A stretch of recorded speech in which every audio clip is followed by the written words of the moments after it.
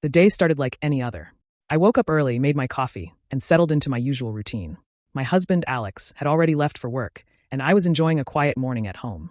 As I sat at my desk checking emails, I overheard a conversation coming from the other room. At first, it was just background noise, but something in the tone of Alex's voice caught my attention. He was speaking in low, measured tones, as if he didn't want anyone to hear him. Out of curiosity, I leaned closer to the door, trying to catch a few words. What I heard made my heart drop. "I've already spoken to the lawyer. It's all set. She's going to be blindsided, but she won't fight it," he said. I felt my stomach twist. My mind couldn't make sense of it at first. Divorce? Was he talking about me? There was no doubt in my mind now. He was planning to leave me. I stayed frozen for a few moments, trying to process what I had just heard. I had to know more. I moved silently, trying not to make a sound, as I listened to the rest of the conversation. He mentioned financial arrangements and how he was preparing for the aftermath. My heart pounded in my chest.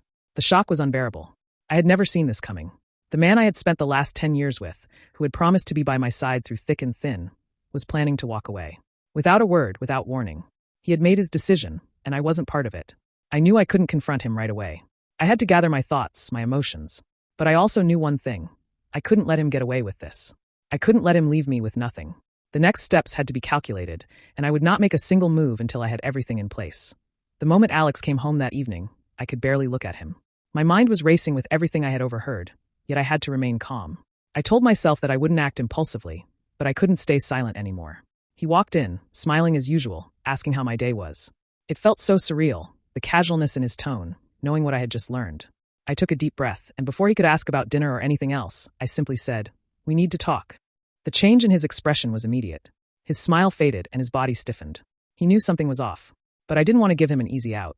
I didn't want him to lie to me or avoid what was happening. So, I went straight to the point.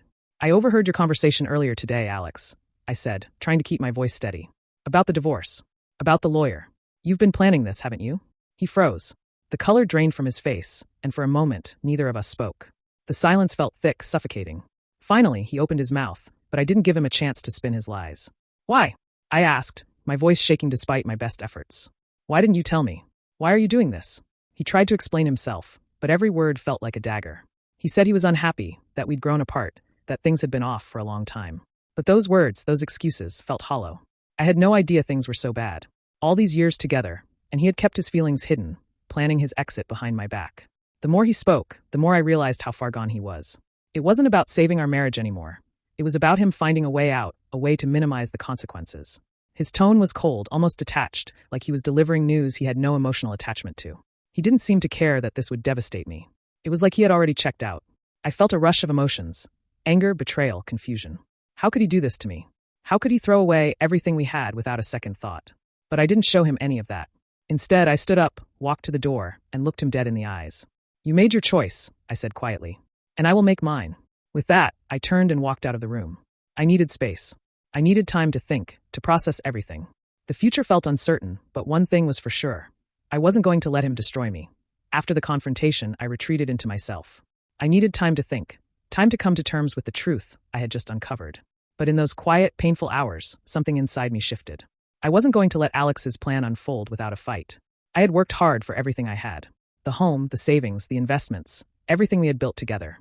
And I wasn't about to lose it all without a fight. I spent the next few days analyzing every detail, every conversation we'd ever had about our finances, our future. I remembered all the times Alex had made comments about money, how casual he'd been about it, assuming everything would always remain the same. It hit me. He had always seen the marriage as something he could walk away from if things didn't suit him. But now, he was underestimating me. I knew I had to act quickly. It wasn't just about protecting my financial future. It was about ensuring my independence.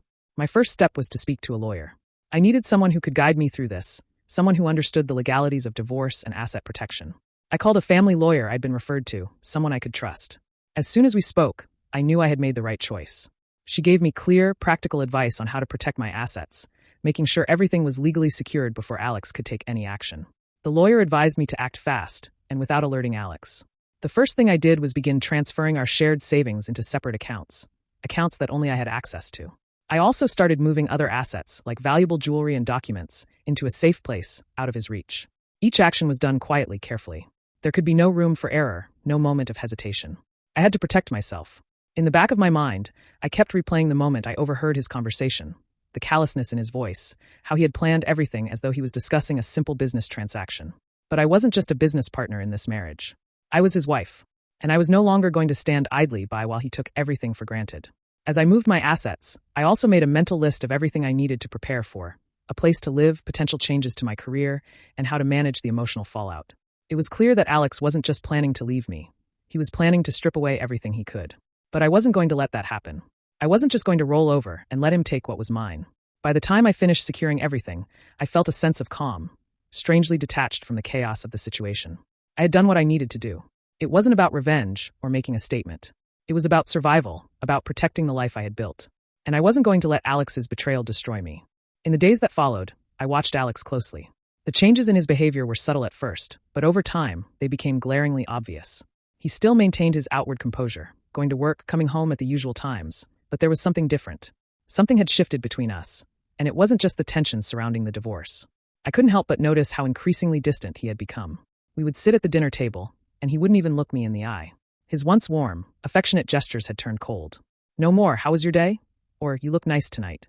His actions now seemed mechanical, almost like he was going through the motions, waiting for something to happen. The real change, however, was in his conversations. At first, he tried to pretend everything was normal. He'd casually talk about his work, his hobbies, anything to avoid addressing the elephant in the room. But whenever the topic of our marriage came up, even in the most innocent of ways, he would shut down, acting like he couldn't be bothered. It was as if the person I had known for years had disappeared, replaced by someone I barely recognized. I could see the frustration building inside him. He had assumed that I would remain passive, that I would just sit back and allow him to pull the rug out from under me.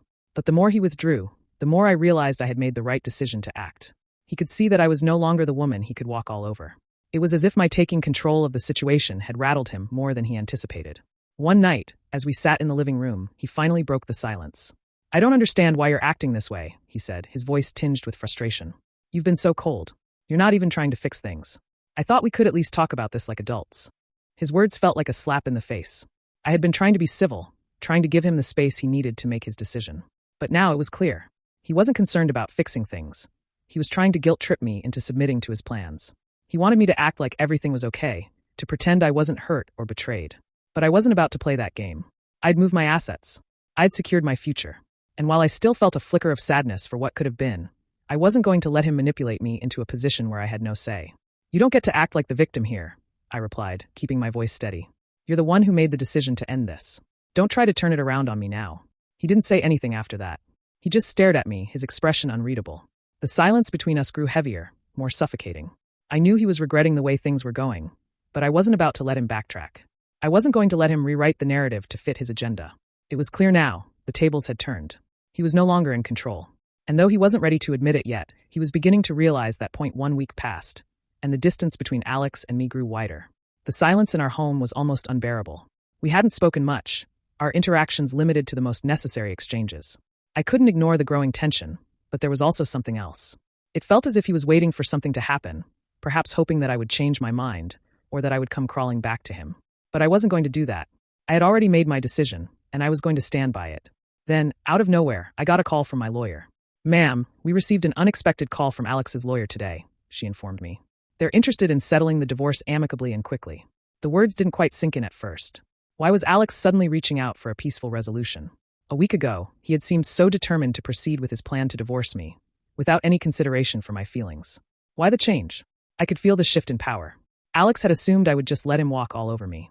But when he found out I wasn't sitting around waiting for him to make all the moves, he started to panic. His strategy was crumbling, and I could see the desperation in his actions now. He had tried to take control of the situation, but now he was the one scrambling. I spent the rest of the day trying to wrap my mind around what was happening. Why was he suddenly backing off? Was he regretting his actions? Or was this part of some new tactic to keep me off balance? It didn't matter. I had already made it clear that I wasn't going to be his doormat. And if he wanted to settle things, he would have to meet me on my terms. The next day, Alex came home early. He was visibly tense, almost on edge. I had a feeling he was about to try and make another attempt at controlling the situation. As he walked in, I could see the guilt in his eyes. For the first time since our confrontation, he looked vulnerable. "We need to talk," he said, his voice low. I nodded, but I wasn't going to give him the satisfaction of thinking I would be swayed. "Go ahead," I said, sitting down and folding my arms. Alex took a deep breath before speaking. "I know things haven't been great between us, but I'm willing to work with you on this. I want to make sure the divorce is as smooth as possible. I don't want to drag this out." It was almost as if he was speaking to a stranger. The man who had been so determined to walk away from everything was now trying to negotiate a peaceful divorce. But it wasn't just about the divorce anymore. It was about him realizing he didn't have the upper hand anymore. "I'm not interested in dragging anything out," I replied, keeping my voice steady. "But let me be clear, this isn't going to go your way. Not anymore." The look on his face was priceless. He had thought he could just walk into this with the same sense of control he had before. But now, he was realizing that I had already taken the first steps to protect myself. The power dynamic had shifted entirely. The days after Alex's sudden shift in tone were tense. Though he seemed to want to settle the divorce quickly, I knew the underlying issues were far from resolved. The calm facade he was trying to maintain only masked the deeper cracks that were beginning to show. He wanted a peaceful resolution, but I knew better than to believe he was doing it for my sake. In the following week, we both met with our lawyers to discuss the terms. Alex, with his charm and smooth words, tried to paint himself as the victim, claiming that I was the one who had changed and that he had been forced into this position. I could see the way his lawyer nodded along, reinforcing his narrative. But I wasn't about to let him manipulate the situation. I let my lawyer speak for me, and I made sure to remain calm and composed throughout the discussions. Every time Alex tried to suggest a term that seemed to favor him, I countered with a practical, fair approach. My lawyer made sure all my assets were legally protected, and I had a clear understanding of what I would be entitled to. But something else happened during these meetings that I hadn't expected. Alex's mask started to slip. During one of our meetings, when he thought I wasn't paying attention, I saw a moment of raw emotion in his eyes. For the first time since all of this started, I saw guilt, true guilt. It was fleeting, but it was there. As he looked at me, I could see the realization dawning on him. He had lost control. His plan had backfired. He had assumed I would just roll over, take what he was offering, and disappear quietly. But instead, he was faced with a woman who had taken charge, who wasn't afraid to stand up for herself. The guilt didn't last long, though. As quickly as it appeared, Alex regained his composure and tried to act like everything was fine. He smiled faintly, probably trying to convince himself that he hadn't done anything wrong. But I could see through the facade now. This wasn't just about the divorce anymore. This was about the life he had lost. And he was starting to realize just how much he had taken me for granted. We were nearing the final stages of the settlement process when something unexpected happened. Alex came to me one evening, his face more serious than I had ever seen it. "I've been thinking," he began, looking at me intently. "Maybe I was wrong about all of this. Maybe we could." But I didn't let him finish. I had already heard enough. His words were hollow, a last-ditch effort to salvage something from the wreckage he had caused. He wanted me to believe that he had had an epiphany, that he had somehow seen the light. But it was too late. He had made his choice, and I wasn't going to allow him to walk back into my life now, not when I had already moved on. "I'm not interested in trying again, Alex," I said firmly. "You had your chance. You made your decisions. And now I'm going to live with mine." The look on his face was one of disbelief. He clearly thought I would fold, that he could talk his way back into my life. But this wasn't a negotiation anymore. It was a final decision. And I was at peace with it. As he walked away, a part of me felt sorry for him, but I knew deep down that this was the only way forward. I couldn't go back to a life where I was constantly second-guessing myself, wondering if I was enough. I had to move forward, even if it meant leaving behind someone I once thought I would spend the rest of my life with. The days after my conversation with Alex were filled with a strange mix of relief and apprehension. I had made my decision, and though it was difficult, I knew I was doing what was best for me. Alex's attempt to sway me had failed, but I knew the hardest part was yet to come, the actual finalization of the divorce. Our meetings with the lawyers became more frequent as we ironed out the last of the details. There were moments when Alex seemed to regain his confidence, trying once again to position himself as the one who was wronged in this whole situation. But each time he attempted that, I stood my ground. The terms I had set were non-negotiable. I had taken steps to protect myself, my assets, and my future, and I wasn't going to let him take advantage of me again. On the day we finally signed the papers, Alex sat across from me in the sterile, emotionless office of our lawyer. There was no grand speech, no apology, just a cold, business-like exchange. He signed the papers first, and then it was my turn. As I took the pen and signed my name, I felt a strange sense of finality wash over me. It wasn't anger anymore. It wasn't resentment. It was just closure.